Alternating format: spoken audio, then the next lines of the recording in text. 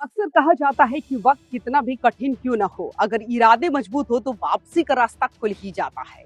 बिहार की राजनीति और प्रशासनिक गलियारों में पिछले कई दिनों से एक ही नाम चर्चा का केंद्र बना हुआ था, नुसरत प्रवीण।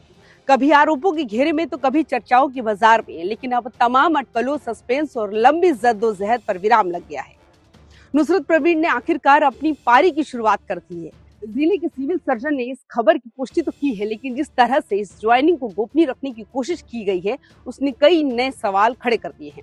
क्या ये सिर्फ एक नौकरी की शुरुआत थी या इसके पीछे किसी बड़े राजनीतिक रसूख जैसे वैचारिक विषाद के भक्त कोई कनेक्शन है? आज की इस वीडियो में हम पर्दाफाश करेंगे नुसरत प्रवीण की साइलेंट वापसी का और जानेंगे आखिर क्यों प्रशासन इस खबर पर कैमरे के सामने बोलने से बच रहा है। अंत तक बने रहिए, क्योंकि ये खबर सिर्फ एक ज्वाइनिंग की नहीं बल्कि पर्दे के पीछे चल रहे बड़े खेल की है। नमस्कार, स्वागत है आप सभी का वाइबियन बिहार झारखंड में। मैं हूं आपके साथ मुदिता। पिछले कई महीनों से नुसरत प्रवीण को लेकर जिस तरह की चर्चाएं चल रही थी, वो किसी फिल्मी स्क्रिप्ट से कम नहीं थी। कभी उनकी कार्यभार संभालने की खबरें आती तो कभी तकनीकी बाधाओं का हवाला देकर मामला टाल दिया जाता। लेकिन 6 जनवरी की तारीख नुसरत के जीवन में एक नया मोड़ लेकर आई।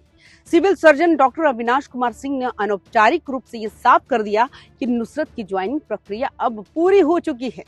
मंगलवार को पूरे दिन इस दिन की हलचल रही। पहले उनका गहन मेडिकल परीक्षण कराया गया और जैसे ही मेडिकल फिटनेस की रिपोर्ट टेबल पर पहुंची, नुसरत ने बिना किसी शोर शराबे के विभाग में अपना योगदान दे दिया। लेकिन गौर करने वाली बात यह है कि जहां एक तरफ प्रशासनिक स्तर पर कागजी कार्रवाई पूरी हो गई, वहीं दूसरी तरफ जिले के सबसे बड़े स्वास्थ्य अधिकारी यानी सिविल सर्जन साहब ने कैमरे के सामने आकर कुछ भी बोलने से साफ इंकार कर दिया। आखिर ऐसी क्या मजबूरी थी कि जो खबर सार्वजनिक होनी चाहिए थी, उसे केवल ऑफ द रिकॉर्ड बातें तक सीमित रखा गया? राजनीति जानकारों की माने तो नुसरत प्रवीण की ये वापसी इतनी आसान नहीं थी। इसके तार कहीं न कहीं बिहार की उस अंदरूनी सियासत से जुड़े हैं, जहां हर कदम फूक फूक कर रखा जाता है। बिहार में भी हर छोटी बड़ी नियुक्ति और वापसी को सामाजिक संतुलन की तराजू पर तौला जा रहा है।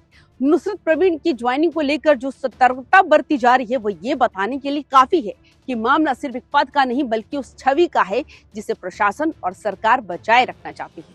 कैमरे से दूरी और बाइट देने से परहेज करना इस बात का संकेत है कि विभाग फिलहाल किसी भी विवाद को हवा नहीं देना चाहता। लेकिन सवाल फिर वही है, अगर सब कुछ नियमों के तहत हुआ है, अगर मेडिकल रिपोर्ट फिट है और ज्वाइनिंग आधिकारिक है, तो फिर इस चुप्पी के पीछे का राज क्या है? नुसरत प्रवीण के लिए ये नौकरी सिर्फ एक आजीविका का साधन नहीं बल्कि उनके ऊपर लगे तमाम सवालों का जवाब देने का एक मौका भी है। जिस तरह से उन्होंने खामोशी के साथ कल अपना कार्यभार संभाला, वो ये दर्शाता है कि वो अपने काम के जरिए अपनी पहचान दोबारा स्थापित करना चाहती है।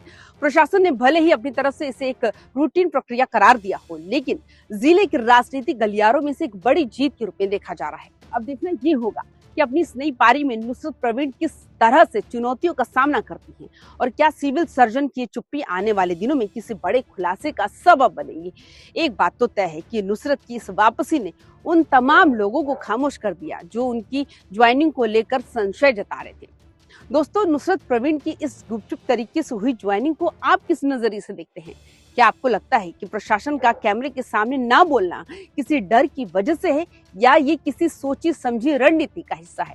और क्या नुसरत की ये वापसी जिले की प्रशासनिक व्यवस्था में कोई बड़ा बदलाव लाएगी?